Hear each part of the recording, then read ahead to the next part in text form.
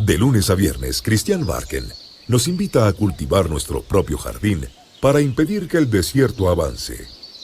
Una hora de autocultivo intensivo, con conversaciones, historias, viajes, pensamientos. Un viaje a la palabra lleno de asombro para desenterrar los tesoros que nos esperan en nuestro propio jardín a la hora del regreso a casa. En Pauta 100.5 FM. Aquí comienza Desde el Jardín. Lo esencial de toda exploración será volver al propio jardín y ver las cosas por primera vez, decía el poeta T.S. Eliot. Y voy regresando, queridos y queridas radiovidentes, puesto que me están escuchando, pero al escucharme me ven, no se imaginan que voy caminando, y efectivamente lo estoy haciendo por un sendero de hojas otoñales. En estos días he tenido verdaderas epifanías en la ciudad de Santiago, cerca de la cual en un borde está este jardín. El estallido extraordinario, por ejemplo, de los ginkgo biloba.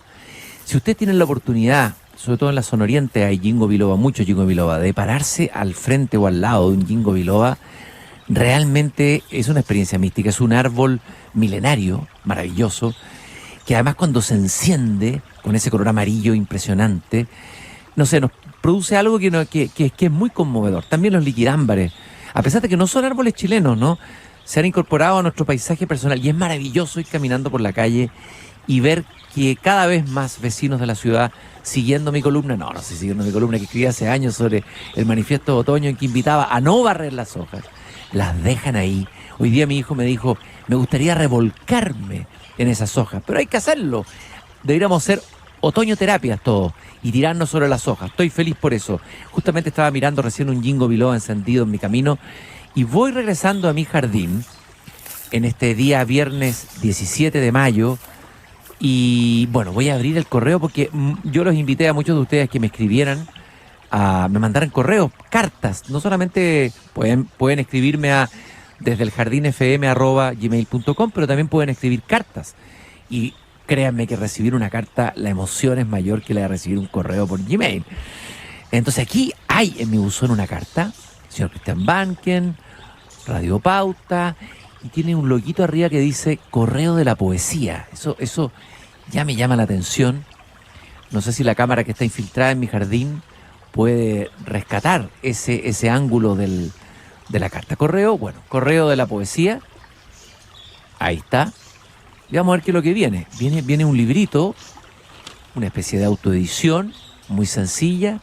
Desgana sonetos, Arturo Ruiz Ortega. A mí me emociona que haya gente que todavía escriba poesía en el mundo, que en Chile la cantidad de poetas que aparecen son impresionantes, y que escriba sonetos además. Es impresionante, ¿eh? Alguien que se dedica a escribir sonetos, es un libro de sonetos.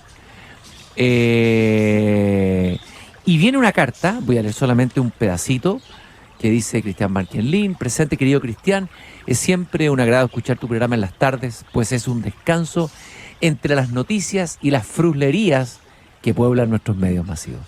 Te sigo de los lejanos tiempos de la belleza de pensar, y hoy día espero tus comentarios y los de tus invitados desde el jardín. Tu programa es un oasis de decencia en estos tiempos indecentes. ¡Wow! ¡Qué fuerte la afirmación del radiovidente! Dolorosa esa afirmación. Pero muchas gracias, Arturo Ruiz Ortega, por esta carta. La valoro de verdad y voy a leer de todas maneras tus sonetos. Voy llegando y ahí me está esperando mi querido compañero Zorzal. ¿Cómo estamos, compañero Zorzal? Parece que estás bien, ¿eh? Parece que te gusta el otoño, ¿o no? Parece que sí, yo pensaba que tú eras más de primavera, pero parece que el otoño te gusta también. Ahí me está esperando mi querido Zorzal y la verja del jardín está abierta y tiene que haber alguien dentro del jardín. Estoy muy contento porque significa que vamos a tener conversación en este día bien, y hay una mujer en el jardín. Una mujer que me es muy, su cara me es muy familiar. Está sentada cerca del maqui, entre los helechos. Pero no puede ser, ¿no será una alucinación que estoy teniendo? A veces cada cierto tiempo, cuando echo de menos a las personas y me acuerdo de ellas, como que las proyecto, las veo a veces en mi jardín. Es una persona con la que pude disfrutar un tiempo, pude compartir y conocerla en el periodo de la campaña presidencial pasada. ¿Es Carolina Goich o no es? ¿Eres tú, Carolina, de verdad? ¿No eres un holograma de Carolina Goy? Pero Cristian, qué hermoso jardín, no pude evitar entrar. Pero qué Qué maravilla. lindo, y además qué sorpresa verte acá. Oye, ¿te gustó mi jardín? No, sí, además escuchar el ruido de los pajaritos, el ruido del agua. No nos veíamos hace tiempo, ¿ah? Oh, qué sorpresa y qué gusto verte. Uy, mi gusto, el gusto es mío. Fíjate que yo no me pasa con todos los políticos que le diga qué gusto verte en mi jardín. No es que algo que me suceda todos los días, pero de verdad quiero decirte que estoy muy contento. También es fuerte afirmación, así como la carta que te enviaron. ¿Escuchaste lo que decía? Por supuesto. ¿Y qué piensas de que alguien, un ciudadano de a pie, piense eso? Piense que lo que predomina es la indecencia en un país. Es una afirmación dura, fuerte, ¿no? Es fuerte, pero es de sentido común. Y por tanto es algo de lo que tenemos que hacernos cargo. Porque alguien ha dicho por ahí que más que crisis política, lo que ha tenido en los últimos años Chile es una crisis ética, moral. ¿Qué piensas de eso? Bueno, ¿te acuerdas de los tiempos de campaña? Sí, claro que me acuerdo. La palabra que más repetíamos era ética. Claro, y muchos decían ya, son como iluminados y que quieren, se colocan desde la altura moral, pero pareciera que realmente, o lo habíamos olvidado, la ética es fundamental, es un núcleo fundamental de la política. Parece que no estábamos tan perdidos. Yo me acuerdo cuánto nos dijeron, no, con eso no van a ganar elecciones.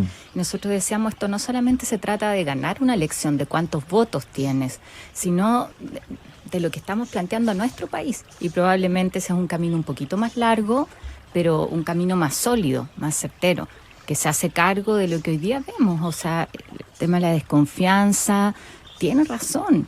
La gente ve cómo la corrupción que parecía estar tan lejos de nuestro país hoy día está instalada, oye, en los distintos ámbitos, en todas las instituciones, y uno dice, esto pasa porque hagamos las cosas bien donde estamos, en cada espacio donde estamos. Tú dijiste algo importante, la palabra confianza, la palabra sospecha. La sospecha ha envenenado la convivencia y sobre todo eso se ve mucho en la calle. Yo creo que ando harto en la calle, incluso me duele, digamos, porque yo creo que también Chile tiene cosas muy buenas y han habido conquistas interesantes, un país que no podemos decir que es una catástrofe ni un infierno.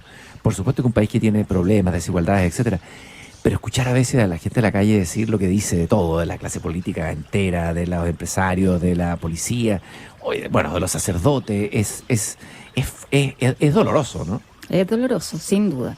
Pero yo creo que la clave está en no quedarnos estancados ahí, sino en cómo efectivamente nos hacemos cargo de eso. De alguna manera el perdón, pero tras el perdón también tener una actitud consecuente, que es hacer las cosas distintas. Y a mí también me da pena a veces cuando veo que en nuestro país nos quedamos en una discusión que es tan de blancos y negros, que es polarizado, o estás conmigo o no estás conmigo. Y uno dice, una sociedad no se construye así. Se construye desde el reconocimiento del otro como un legítimo otro, donde puedes pensar distinto, pero también puedes poner en común cosas que tenemos que construir desde esas diferencias. Algo que repetíamos mucho en campaña, esto no es el debate entre la izquierda y la derecha, ¿no es cierto?, entre un polo y el otro, el blanco y el negro, lo bueno y lo malo, sino cómo somos capaces de no mirar hacia atrás, hacia el pasado, sino proyectar hacia el futuro, y probablemente en formas distintas. Bueno, yo participé activamente, estuve ahí, te apoyé. No te conocía, pero yo funciono por la intuición. Muchos me dijeron, pero ¿cómo vas a ponerte en esta campaña? No va a llegar a ninguna parte. No. Bueno, y sufrimos la derrota, y es importante sufrir la derrota. ¿Qué pasó contigo? ¿Cómo fue la experiencia de la derrota? Porque te veo muy sonriente y muy tranquila, como si no hubiera pasado nada, no te veía desde entonces. A ver, ¿cómo fue, Carolina? Bueno, ahora duermo un poquito más. Dormir 8 horas diarias, sí, claro, diferencia. Sí. No, pero yo primero quiero agradecerte el que hayas estado dispuesto a jugártelas por la campaña. Una campaña que era difícil, comprometerse con un político. Yo eso de verdad lo valoro mucho. En ti y en mucha gente también independiente que no había estado tradicionalmente en el tema de la política. Eso para mí fue un aliciente súper importante para mantenerme en circunstancias que fueron duras, de cuestionamiento interno. Fueron muy duras las circunstancias que te tocó vivir. No es que quiera volver al pasado, pero es importante saber un poco más. No voy a hablar yo, me comprometo a no decir cosas que vi, digamos. Pero sí sería bueno que rescatar tu mirada de esa experiencia. O sea, sí. Yo creo que los grandes políticos se hacen desde la derrota, no se hacen desde la victoria. Yo creo que uno en la vida tiene que estar dispuesto a enfrentar no solo las peleas que están relativamente ganadas o que parecen fáciles, sino también tiempos que son más difíciles, y eso es bueno para la política. Yo muchas veces escucho a los candidatos que dicen, oye, pero ya, yo voy a ir de candidato ahí si me financian la campaña, si es sandía calada, como decimos muchas veces. Y uno dice, no, si uno compite para estar en el debate, para poner una propuesta, no necesariamente ganas, o ganas de otras maneras. Y yo siento que en nuestro caso fue así. O sea, para mí la campaña presidencial, desde lo personal, fue una tremenda ganancia. El poder recorrer el país, este país tan diverso que tenemos, desde el norte hasta mi querida Magallanes, el poder pensar una propuesta distinta.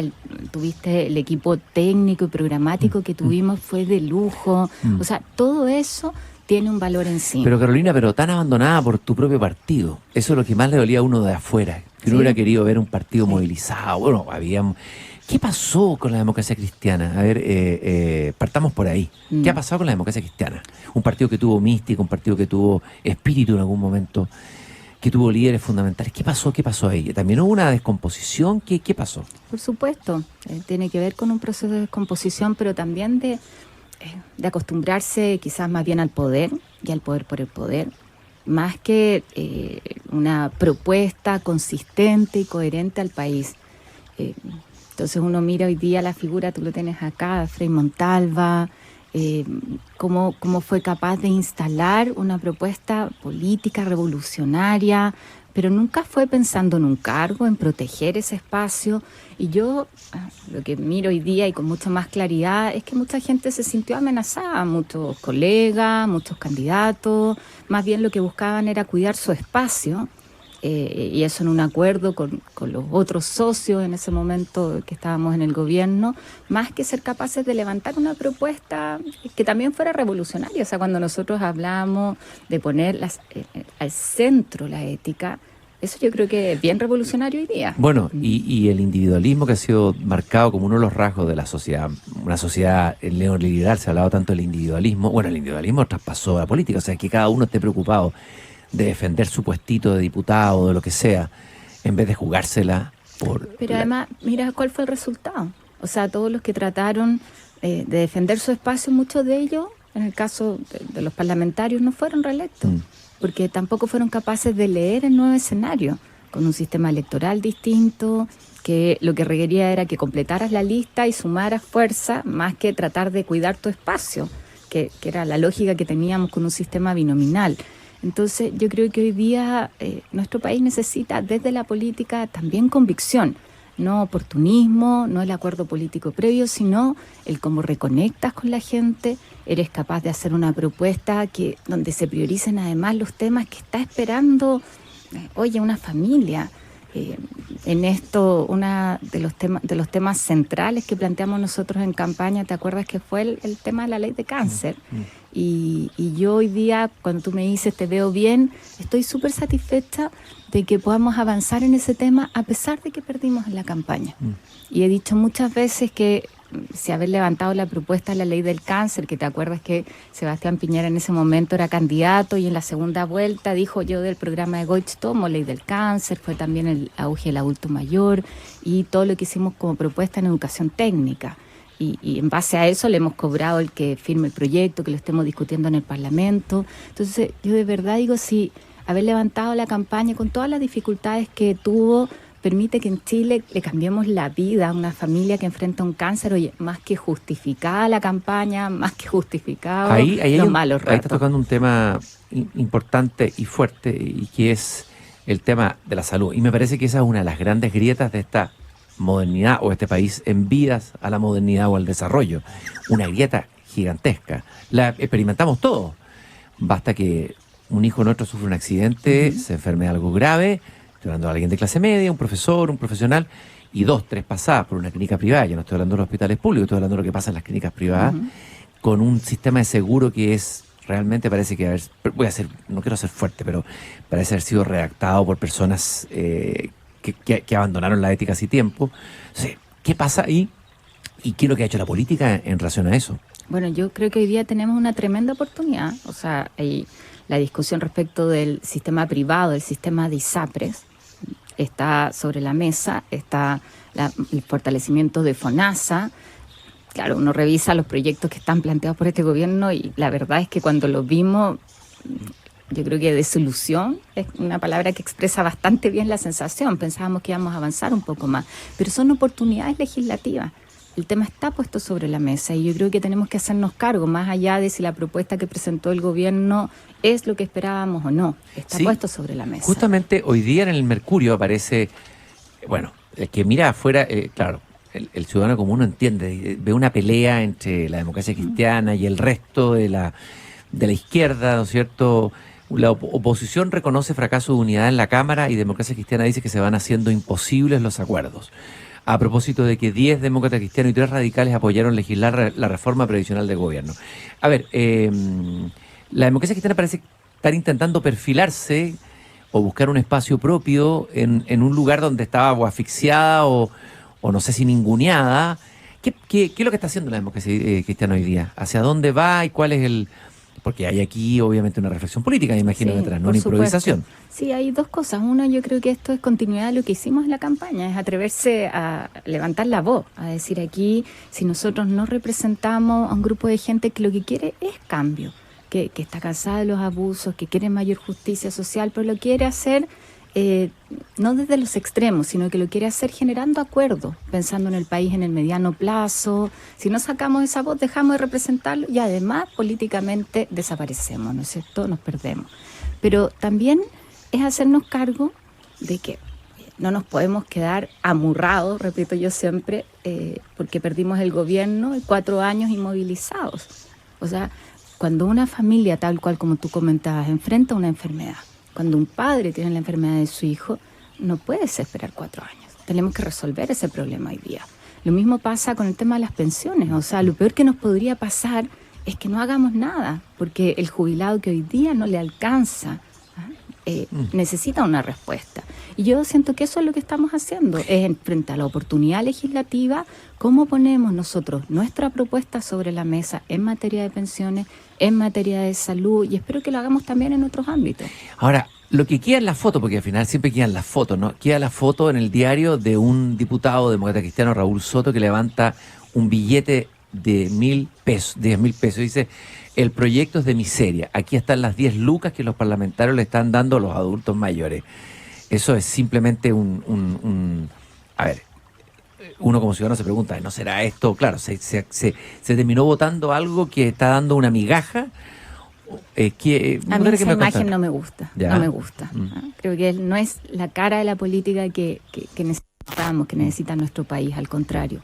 Es a veces la foto populista, la cuña fácil, es lo que vemos en la política del Twitter, cuando lo que necesitamos es un debate con altura de mira, donde podemos tener diferencias. Un diputado, incluso la misma bancada, puede tener la diferencia, pero lo planteas con respeto.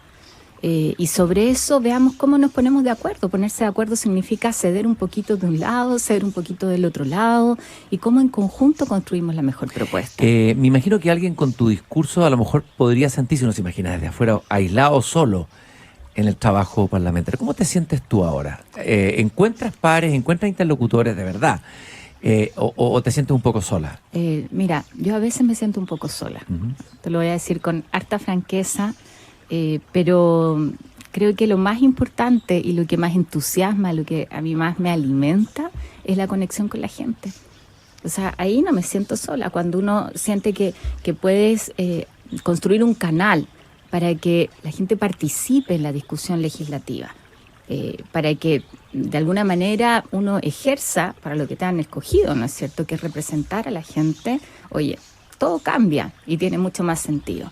A mí, de verdad, estas peleas pequeñas que muchas veces tienen que ver más con la exposición pública o con los egos, que hacen que se pierda la conexión con la gente, no me gustan. Y creo que lo otro es posible. Mira, a propósito de la ley del cáncer, nosotros innovamos en cómo legislamos. Por primera vez abrimos el proceso de la discusión en particular a la participación de la gente. Tú sabes que habitualmente, antes de votar la idea de legislar, nosotros tenemos audiencia, escuchamos al mundo académico, o al mundo privado, o al propio ejecutivo. Después votamos, en general, la idea de legislar, que es lo que se aprobó respecto a la reforma previsional. Y después empezamos a discutir el texto detalle en detalle, pero lo hacemos al interior de la comisión, los parlamentarios solamente. Y lo que hicimos con la ley del cáncer fue en esa etapa abrir para que cualquier persona Puede ser un médico o puede ser un paciente, puede ser un académico, pudiera a través de una plataforma en la web conocer el texto, que es lo primero. O sea, yo, de lo que las personas que nos están escuchando, ¿cuántas veces tú has podido ver el texto específico? Uno ya sabe el titular. incluso ya parte como diciendo, mi opinión no va a ser escuchada, ¿para qué voy a opinar si esto va a ser un simple trámite como para... Es lo que hablábamos del envenenamiento de la sospecha, digamos. Claro. Entonces, ¿qué hicimos acá? Haciéndonos cargo de eso. Las personas podían ver cada uno de los 18 artículos que tiene el texto de la ley del cáncer, que es el que propuso el gobierno, que le faltan cosas respecto a lo que nosotros habíamos planteado. Entonces, sobre esos comentarios, que además eran públicos, quedaban a la vista de cualquiera que entrara a la plataforma, entonces después recogimos todos ellos, fueron cerca de 1000 comentarios, y los transformamos en lo que nosotros llamamos indicaciones, que son las propuestas que presentamos para mejorar el texto en el detalle. Hay algunas donde incluso yo no estaba tan de acuerdo, pero las firmé, las presenté, porque ese fue el compromiso. Usted aquí entrega su opinión, entrega su propuesta y la vamos a llevar a la discusión. Uno podría pensar que eso suena muy bien, abre una participación más directa, mucho más horizontal, pero podría ser, alguien podría desde afuera con mala intención decir, es un poco de populismo, es parte del populismo de, no sé, de los alcaldes que andan haciendo consultas y haciendo cosas como plebiscitarias. ¿Qué piensas tú de eso? ¿Cuál es el límite del populismo y la participación en relación a la tarea parlamentaria? Pero nuestra experiencia en esto fue sorprendentemente buena. Ya. ¿Sabes que de todos los comentarios no hubo ningún comentario ofensivo?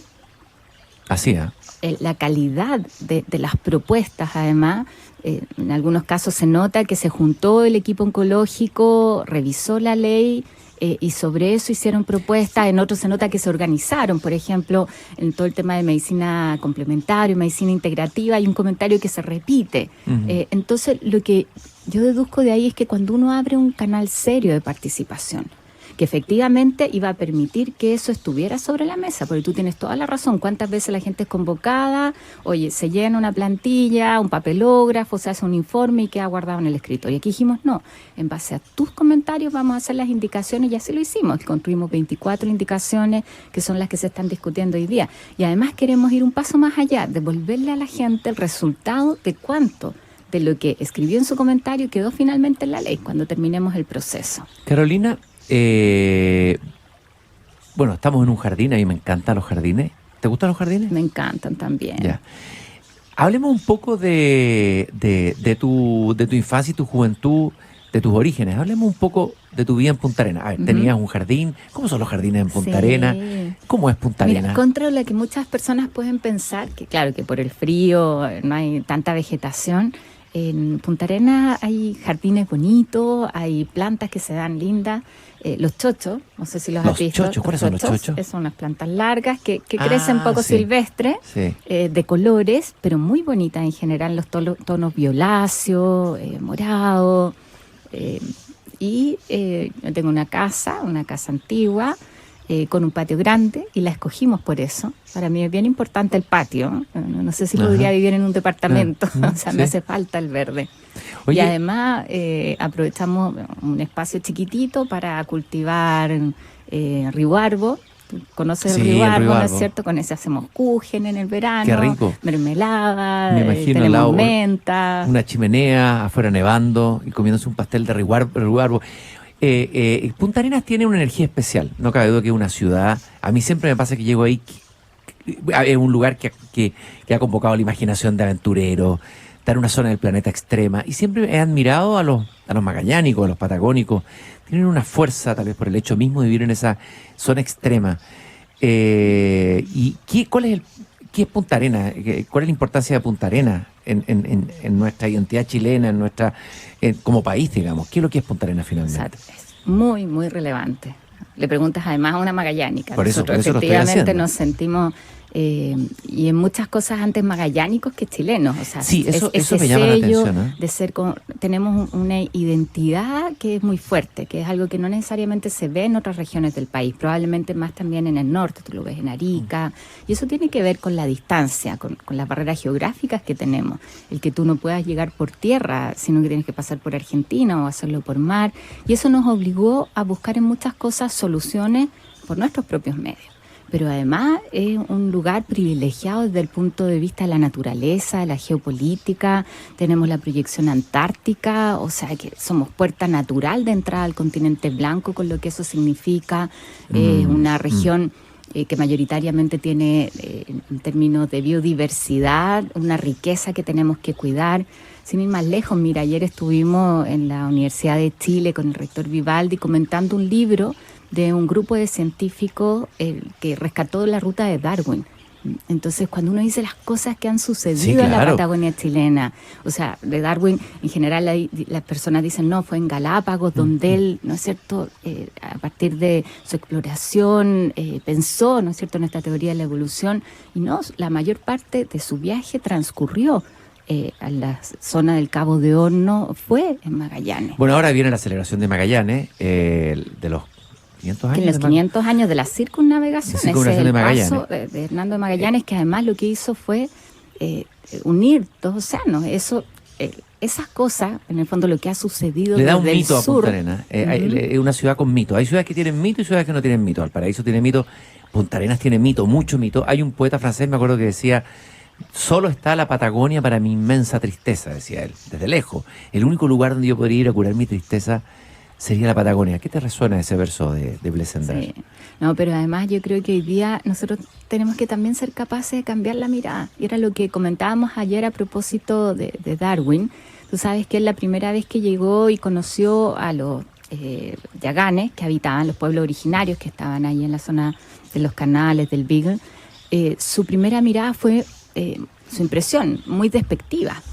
Lo veía como casi infrahumano, y eso está en el relato de su viaje. Sí, que es parte brutal, de lo que se brutal trabaja. lo que dice Darwin ahí de los Pero después él fue capaz de cambiar su juicio, y que eso además habla muy bien de su capacidad crítica también como científico, y descubrir en el fondo que habían cosas que nos unían como especie, e incluso respecto a la cosmovisión que ellos tienen, cómo nos acercan, el ser, el reconocer a un pajarito, por ejemplo, también como un ser vivo tan relevante con quien yo cohabito, no sobre quien me impongo, que es esta lógica, ¿no es cierto?, del centro, del hombre al centro de la Tierra, claro, ¿no es cierto? Y que es tan pertinente para hoy día. Mira, cuando tenemos nosotros el desafío del cambio climático, de lo que estamos haciendo con nuestro planeta, y uno dice aquí, o cambiamos la lógica, o entendemos que lo que yo le hago a esta planta, lo que le hago a la Tierra, afecta también a lo que me pasa a mí como humano, o finalmente es bien dramático el resultado. Vamos a tener que ir a una pausa, pero Carolina, te quiero hacer la siguiente pregunta. Tocaste el tema del cambio climático. La verdad es que todas las informaciones que nos llegan, sin querer ser apocalípticos, cada vez lamentablemente así, son alarmantes. Y de repente uno ve que el desafío para poder llegar a hacer algo es tan inmenso, y que la clase política que tenemos no da el ancho para enfrentar este tema tan gigantesco. Digo, no solo a nivel país, a nivel mundial. Y hay quienes son pesimistas, hay algunos científicos pesimistas, yo los he escuchado, otros que abren vislumbre, algún optimismo relativo. ¿Estamos como país preparados para enfrentar el cambio climático? ¿Realmente la clase política está pensando a fondo esto, aparte de generar esta cumbre? ¿Cómo ves tú, cuál es tu mirada sobre esto? Mira, ayer conversábamos con Ricardo Rossi, el autor del libro que te comentaba. Que claro, lo conozco, Ricardo Rossi. Maravilloso desde el punto de vista de todo el desarrollo de la ética ambiental, y él nos decía las 3 E. Esto tiene que ver con ética, con ecología y con economía. Las 3 juntas, o sea, no es el tema de la conservación como la tabla rasa, aquí no se hace nada. Eso puede llevar a un fundamentalismo. Claro, o sea, aquí también necesitamos recursos, si no hay recursos hoy quedamos inmovilizados. Pero también esta mirada ética, que es la lógica de cómo cohabitamos y cuidamos en conjunto. Yo creo que ahí hay una clave, o sea, si la COP25 se transforma solo en un evento, que puede funcionar muy bien, en eso yo no tengo duda de la capacidad de los equipos, de organización, oye, perdimos. Bueno, no se trata de eso, sino, compromisos concretos. Claro, porque uno ve tanta cumbre, el hombre en la calle, el ser humano en la calle, el chileno en la calle, ya cumbres, ya cumbres van, cumbres vienen, pero hoy que salió de eso realmente, que sea de verdad. Que nosotros necesitamos actuar con celeridad. Mira, los compromisos de la cumbre de París estuvimos lejos de cumplirlo. Y uno habla del aumento de 1 grado de temperatura como si no fuera nada. ¿Y qué le pasa a nuestros hijos cuando la temperatura le sube de 37 a 38 o de 38 a 38 a 39? Piensa eso en el planeta. Y lo que está claro es que Chile va a ser uno de los países más golpeados. por este cambio climático. Carolina, vamos a hacer una pausa, te voy a invitar a un cafecito, incluso te voy a hacer escuchar música. ¿Qué música te gusta? ¿Qué tipo? ¿Te gusta Silvio Rodríguez, por ejemplo? Ay, sí, me encanta. Te tengo un tema que creo que te puede gustar. Vamos a ir a una pausa, estoy con Carolina Goich aquí en Desde el Jardín.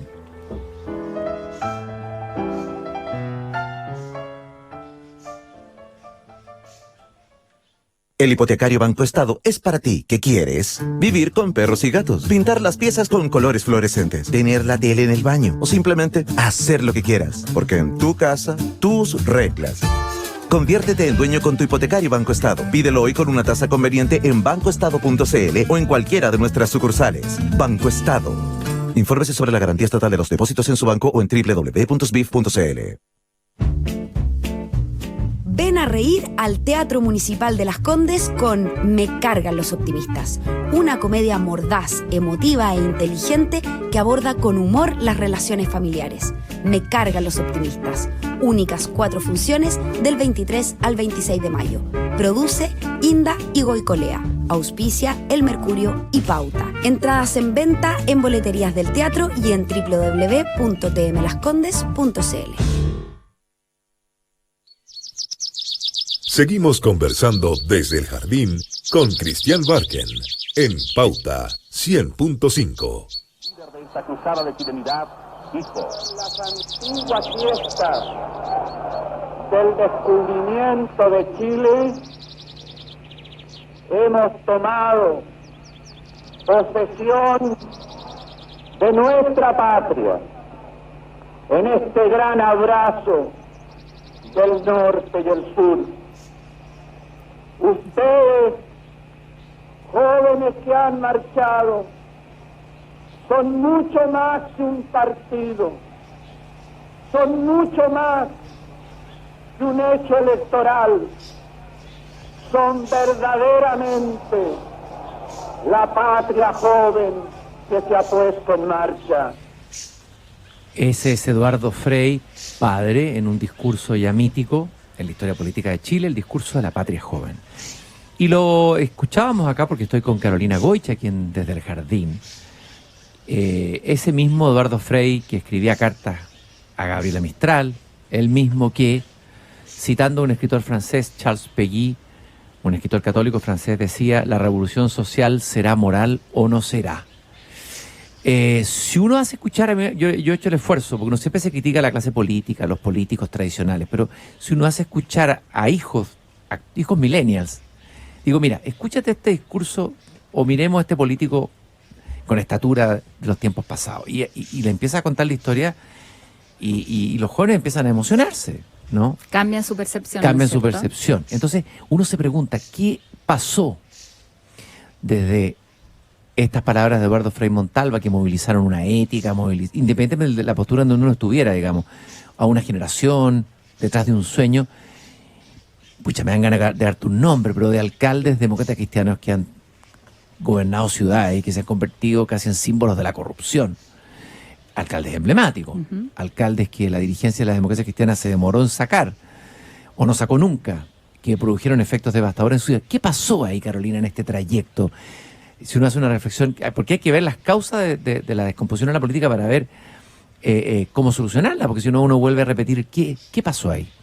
Nos desconectamos, como te decía, nos acostumbramos al poder. En eso fuimos traicionando desde la política el principal sentido que tiene, ¿no?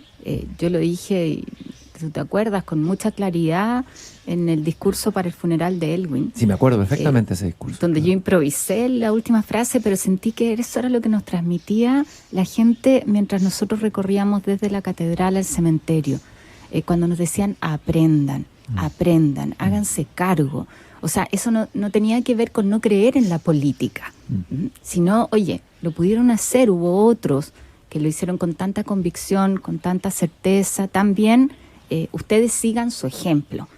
Y yo creo que frente a eso, hoy día no podemos hacer desde la política como que no ha pasado nada. Yo todavía veo a muchos que juegan a como que esto es un tiempo nomás, y después va a pasar. Es como, está en la noticia, pero después va a volver a la calma. Y no, esto tiene que ver con un cambio bastante más profundo.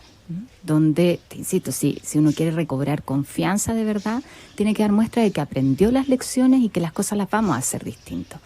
En nuestro país, algo que a uno le alegra, a pesar de todos los escándalos que hay, es que los conocemos hoy día, que reaccionamos. Hoy día tenemos mucho mejores leyes en términos de transparencia, para evitar lo que hemos visto respecto al financiamiento de la política y lo que eso significó en términos de corrupción. Pero yo creo que todavía nos falta entender desde la política que tenemos que hacer las cosas distintas y es recuperar también la convicción que mostraba Frei en su discurso, pero sobre todo la capacidad de escuchar a la gente y de estar con la gente. Uno de los movimientos sociales fuertes que ha salido a la calle en el último tiempo, incluso a veces algunos dicen que se ha apoderado de toda la agenda, es el movimiento feminista. Me gustaría mirar tu diagnóstico de ese movimiento feminista que ha mostrado una capacidad de movilización bien impresionante en la última manifestación que hubo en Santiago, pero ahí tú también has tenido diferencias, algunos matices con ese movimiento feminista, por eso el tema del aborto, etc. ¿Cómo evalúas tú como mujer política la irrupción de ese movimiento feminista y si te parece que ha secuestrado un poco la agenda de la centroizquierda? Sí, mira, yo en términos de feminismo, que tiene que ver con visibilizar el aporte de las mujeres, con dar un salto cualitativo al respecto, no puedo ser más fanática, de verdad. A mí me tocó, y yo siempre lo digo que fue un regalo, ser por primera vez candidata, cuando fue la primera vez la presidenta Bachelet candidata y ser mujer era una novedad, fui la primera senadora y la primera diputada en mi región. Te fijas, el acompañar además a muchas mujeres líderes para que se atrevan. Creo que eso tiene que ver con una sociedad que es más equitativa, que es más sana también, que es mucho mejor, que reconoce el aporte de las mujeres. Pero no estoy de acuerdo cuando eso se reduce a uno o dos temas. Yo lo decía a propósito del aborto, o sea, entonces, porque yo no estoy de acuerdo con el aborto, dejo de ser feminista, o sea, o partidaria de visibilizar el aporte de las mujeres, y me parece que eso es reducir el tema. Y eso es lo que uno ve a veces de algunos movimientos que también caen en la intransigencia. Entonces, a mí me gusta mucho ver hoy día a mis hijas, con ellas conversamos harto, son adolescentes, además interpelan, sí, claro. Corregida y aumentada, podría decir uno, sí, ¿cómo claro. no es cierto? Y yo me alegro de que el camino para ellas sea mucho más fácil de lo que fue para mí, así como lo que hizo mi mamá o lo que hizo mi abuela, pavimentó el camino para que yo hoy día pueda ser profesional, pueda estar en la política, pueda tener en términos de cómo nos organizamos lo doméstico, ¿no es cierto?, relaciones mucho más equilibradas.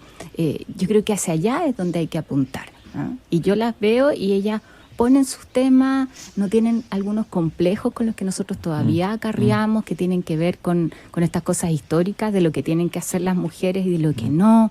Es esa la sociedad que yo aspiro a construir, no la que dice, oye, si no estás de acuerdo con mi tema, entonces no estás con las mujeres. Y sobre temas valóricos difíciles pero complejos e interesantes, el tema de la eutanasia. ¿Cuál es tu postura sobre la eutanasia? Es difícil. Por eso te lo coloqué. Sabes que estuve la semana pasada en Coquimbo, a propósito de una invitación que me habían hecho varias veces, una agrupación de papás de niños con cáncer, una agrupación oncológica que se las han jugado para tener centro de cáncer, y de hecho en el plan de cáncer, a propósito de la ley que estamos discutiendo, se contempla para Coquimbo su centro de cáncer. Y ellos me hicieron la pregunta. Entonces, ahí es en primera persona. Es difícil responder teóricamente que mirando la cara a alguien, ¿no? Claro, y además cuando, lamentablemente, días después nos enteramos que uno de los chiquititos que estaba en etapa terminal fallecía. O sea, eso tiene rostro, tiene nombre y apellido, o lo que uno se encuentra no solo en niños, sino también en adultos. Entonces yo digo, ese es un debate que probablemente vamos a tener que dar, pero a mí me gustaría hacerlo en orden. Porque hay una etapa previa que en nuestro país todavía no tenemos resuelta, que es cómo cualquier persona en una etapa terminal o frente a una enfermedad compleja tiene garantizados los cuidados que la medicina hoy día te permite. Entonces, a mí me parece que primero tenemos que garantizar cuidados paliativos para todas las personas. Porque he visto también situaciones desesperadas donde no es que no quieras seguir viviendo, sino que tu preocupación o la preocupación de la persona es, oye, que mi familia va a quedar en la ruina, que en realidad no quiero estar hospitalizado, a mí me gustaría estar en mi casa, pero la hospitalización domiciliaria es imposible por el costo que tiene. Entonces, avancemos en eso, en dar garantía cuando uno habla del buen morir, que eso no sea dependiente del bolsillo de una persona y por lo tanto que la decisión posterior pueda ser mucho más libre. Leí una carta que escribió, parece un sacerdote católico, que me impresionó. me la mandó alguien, no recuerdo dónde, en un blog, en que él decía que difería de la postura de la Iglesia sobre la eutanasia, y que lo central en la religión cristiana era la misericordia, y que él sentía que a veces la eutanasia podía ser una acción de misericordia por un ser humano que está muriendo y agonizando de una manera no humana. ¿Qué piensas tú de eso? Mira, a mí esto me recuerda mucho el debate de despenalización de la interrupción del embarazo en las 3 causales, donde, tú sabes, yo soy creyente y muchos me enfrentaron y dijeron, oye, aquí es la defensa de la vida, esa consigna, y poníamos también esa misma palabra, o sea, la compasión, el hacernos cargo de una realidad humana, donde tú no le puedes pedir heroísmo a una mujer, como también nos enfrentamos desde nuestros propios valores como católicos al respecto. Y tú viste que al final mi votación, después de un proceso largo de discernimiento, de escucha, fue a favor, porque son situaciones límites donde, oye, yo no puedo ser, o sea, ¿quién soy para enjuiciar o para juzgar a una mujer que toma una decisión en una situación que es límite? Claro, una cosa es la lealtad a tus creencias, a tus convicciones, y otra cosa es colocar a veces la creencia y la convicción casi por encima de ese hecho particular que a lo mejor admite una excepción. Y que además, ¿no?, sería muy distinto cuando me plantean el aborto libre, donde no estoy de acuerdo, a estas situaciones donde, oye, está en riesgo la vida de la madre, es producto de una violación, de una situación del peor vejamen que puede tener una mujer, ¿no es cierto?, o en el caso de inviabilidad. Yo creo que en el tema de la eutanasia probablemente en la discusión vamos a tener lo mismo, pero te insisto que es muy distinto cuando tú dices acá el Estado está garantizando todas las condiciones adecuadas en esa etapa terminal a cuando no. Y mi impresión es que la mayor parte de la gente se aferra a la vida. Cuando vemos situaciones que yo no quiero para mi país, como un matrimonio de adultos mayores que se quita la vida porque, oye, no tienen sustento básico. Entonces a mí me preocupa que en la discusión pública se confundan esas cosas. Yo quiero un país que acoge a los adultos mayores, que les garantiza condiciones, también a las personas enfermas y a los enfermos terminales. Te dije que te iba a proponer música, y me dijiste que te gustaba Silvio Rodríguez. Sí. Ya, te gusta Silvio Rodríguez. ¿Lo escuchabas harto cuando joven? Sí. Cuando niña, digamos. Cuando niña, cuando joven. A mi hija también le gusta, fíjate. Sigue gustando Silvio Rodríguez. Mira, tengo un tocadisco. Le gusta, y además ella tiene la habilidad para tocar guitarra que yo no tuve, para cantar, así que me encanta escucharla. Mira, tengo un tocadisco ahí ochentero. Nosotros le llamábamos pick-up aquí en el jardín. Y te quiero proponer un tema que tiene algo que ver con lo que hemos hablado, la lealtad, una cierta ética, el no extraviarse. Yo creo que es muy fácil, me imagino en política, extraviarse, ¿no? Por supuesto, creerse un cuento. Yo creo en eso, siempre los pies en la tierra, y estar en contacto con la gente ayuda mucho para eso. Bueno, cuando uno se extravía a sí mismo, y al final es muy fuerte, se está refiriendo no sé a quién, a alguien que conoce, que dice, no sé cómo llamar a esa versión de un pavo real, solo si sé que no eres ya lo que quisiste ser. Y tiene que ver eso con el ego, el daño que nos puede hacer el ego. El ego en la política, estoy con Carolina Goich. De lo que tú has visto, lo que has vivido, ¿cómo se trabaja eso? ¿Cómo se trabaja interiormente, Carolina? Bueno, yo te decía que, por lo menos en mi caso, algo fundamental es siempre estar en contacto con la gente. Es como el cable a tierra. Porque uno puede estar en un cargo donde tienes un título, donde tienes privilegios incluso, si quieres plantearlo así, donde eres visible, incide, pero eso es temporal. O sea, uno puede ser diputado 4 años, puede ser senador 8 años, pero finalmente después de eso eres tu nombre y tu apellido, y yo creo que eso nunca hay que olvidarlo. Y lo importante que es poder dormir tranquilo todos los días después de eso. Y también para hacer bien nuestra labor. O sea, a veces es muy fácil encerrarse entre 4 paredes y creer que lo que estás haciendo ahí es lo correcto, es lo mejor para la gente. Pero la desconexión es algo real hoy día.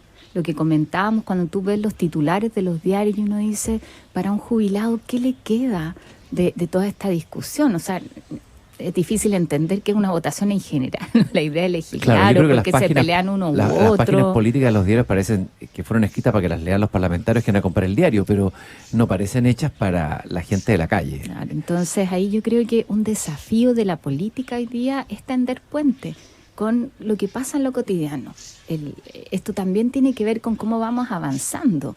Tú ves que la 4ª revolución industrial, toda la era digital, o sea, cada vez estamos más conectados. La política no puede estar ajena a eso, y lo digo en el buen sentido, no para agrandar las cuatro paredes y dejarla en la lógica a veces del Twitter o de las redes sociales, ¿no es cierto?, de la cuña o de la frase, sino para cómo lo aprovechamos para conectarnos con muchos más. Lo que yo humanamente puedo hacer en un puerta a puerta o en terreno es en un día conversar con una cantidad limitada de gente, pero hoy día una plataforma bien hecha te permite estar conectada con mucha gente y construir saber, que es saber colectivo. Esta teoría de que no es el reemplazo de las personas por las máquinas, sino como en conjunto, utilizando la tecnología, podemos ser mejores personas y también podemos tener mejor tecnología. Me imagino que la tarea parlamentaria, yo me he llegado a imaginar, ser parlamentario, la rutina del día, el estar ahí en la sala, cuando uno ve de repente a los diputados, ve que algunos están en otra mientras uno habla, no sé, tiene la sensación, a lo mejor es un prejuicio, debe haber un tedio también. ¿Cómo es el día a día para resistir ahí, mantener la alegría de vivir, mantener el entusiasmo, mantener... Pero mira, es que a veces lo que se ve en la foto, en la tele, en el diario, no necesariamente refleja lo que nosotros hacemos. De hecho, cuando se hace la votación en la sala, la mayor parte de las veces la decisión del voto, el trabajar el texto ya se hizo. No es ahí, sino que es en el trabajo de comisiones. Nosotros destinamos la mitad del día martes, la mitad del día miércoles, en el caso de los senadores, buena parte del lunes, al trabajo en comisiones, que es donde se corrige el texto, se trabaja, se negocia, pero, Carolina, se escucha. tú lo ves, dime honestamente, ¿se trabaja de verdad con tiempo? ¿Se le da el tiempo que necesitan los temas? A veces uno tiene la impresión de que muchas políticas públicas, algunas han salido con errores, después se dan cuenta que en realidad no servía, que una cosa era la teoría, otra la realidad, que cada vez el inmediatismo, el hacer las cosas rápido, el conseguir el Twitter o el titular, hace tomar decisiones o lanzar políticas públicas, digamos, pero no con la mirada de largo plazo. ¿Cómo lo ves tú eso? Yo en eso siempre he sido bien autocrítica y creo que efectivamente hay situaciones donde se legisla sobre la contingencia y eso muchas veces hace que no sean las mejores decisiones o donde falta información. Pero también es cierto, Cristian, que hay muchas cosas que no son noticias, y no son noticias porque generamos acuerdos, porque no hubo polémica.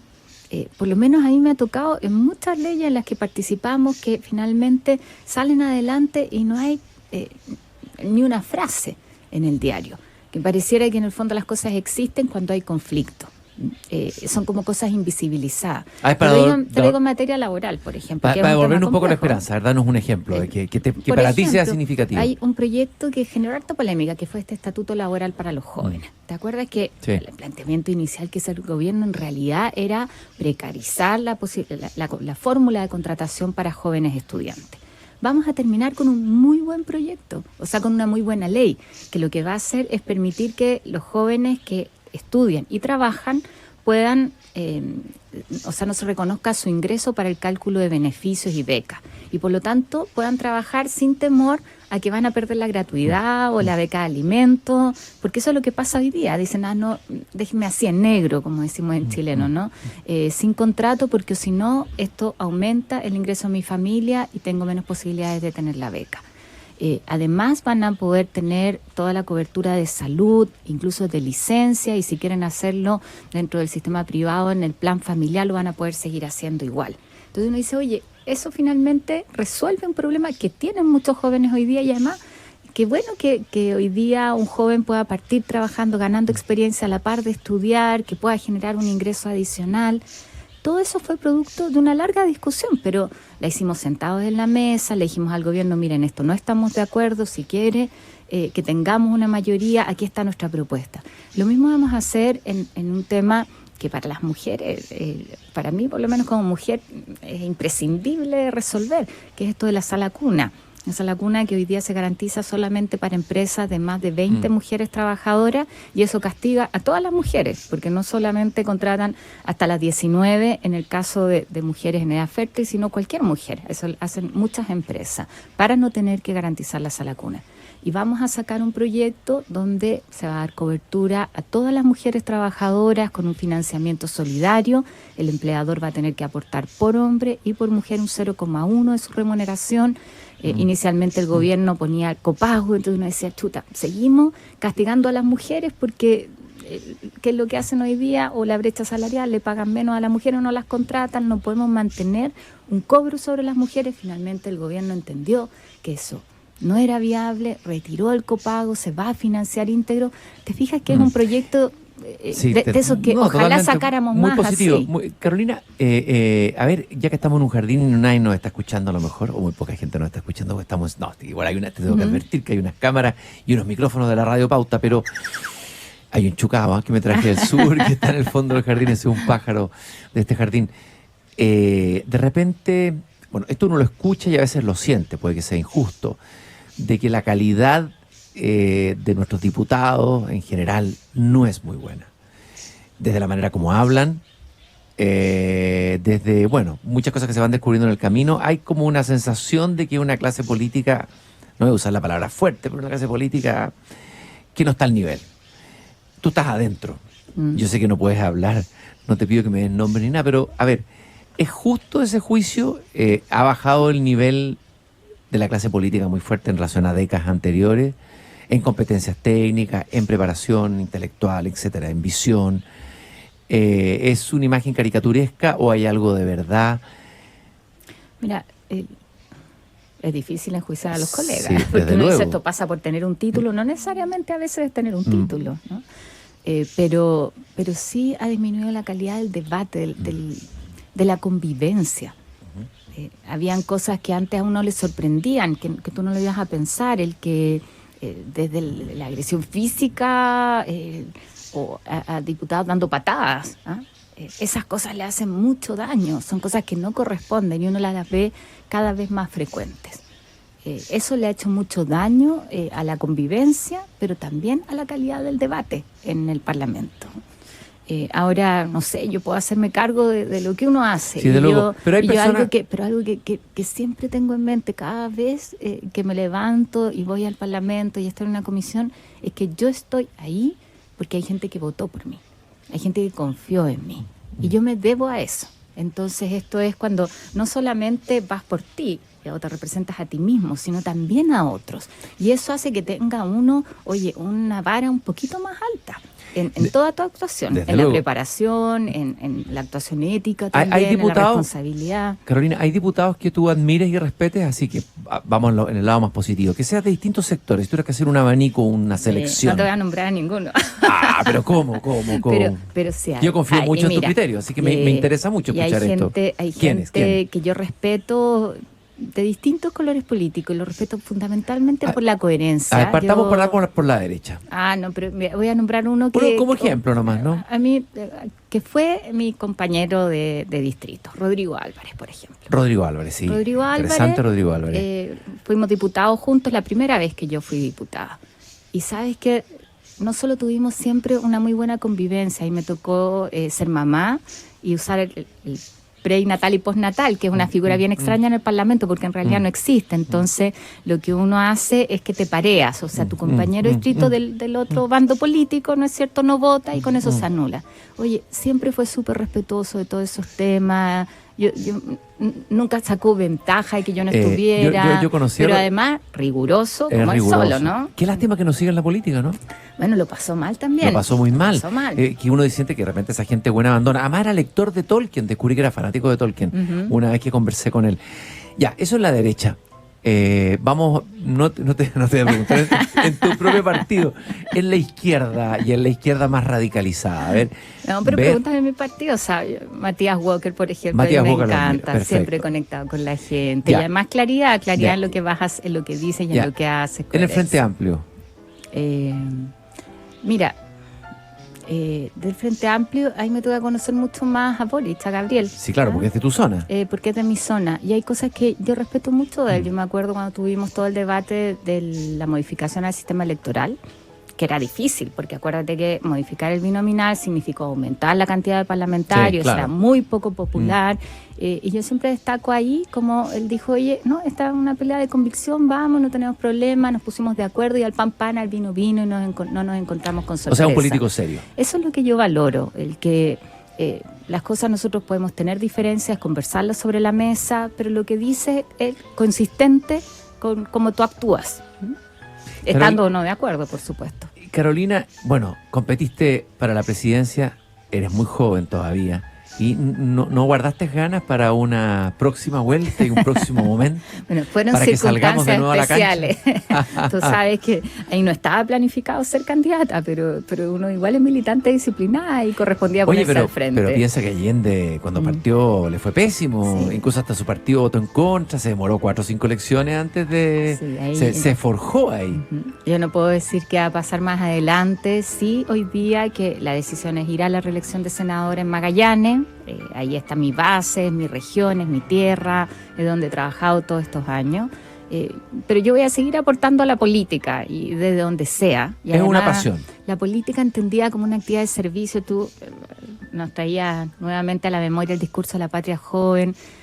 Mi papá fue de las personas que tuvo la suerte de trabajar con Eduardo Frei, estuvo a cargo del proceso de reforma agraria en su tiempo en Magallanes, y yo aprendí de él la actividad política, y era trabajando con los campesinos, con quienes nosotros compartíamos el cordero al palo, y éramos todos iguales y nos sentábamos en la misma banca. Entonces yo estoy segura de que yo, desde el espacio en que esté, con título o sin título, con cargo o sin cargo, voy a seguir aportando a la política. Gracias, Carolina, por haber venido al jardín.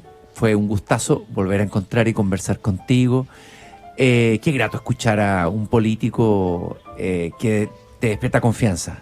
Chuta, eso hoy día es que te rías siempre así, pero es escaso sentir eso como ciudadano. ¿Ah? Muchas gracias, Eso es tremendo halago. Eso es lo primero. Lo segundo, quiero que una ayuda en mi jardín. Quiero que me traiga esa planta que me dijiste magallánica algún día. ¿Un ribarbo? Un ruibarbo y el otro que me dijiste primero, que era como un árbol o una planta más larga. ¿Qué es lo que era?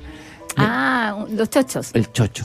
Quiero plantar un chocho y un ruibarbo Sí, aquí vamos a en mi ver cómo jardín. se dan acá en tu jardín, pero Los- probemos. Los voy a cuidar y los voy a regar. Muchas gracias, Carolina, por haber estado aquí en el Gracias a jardín. ti.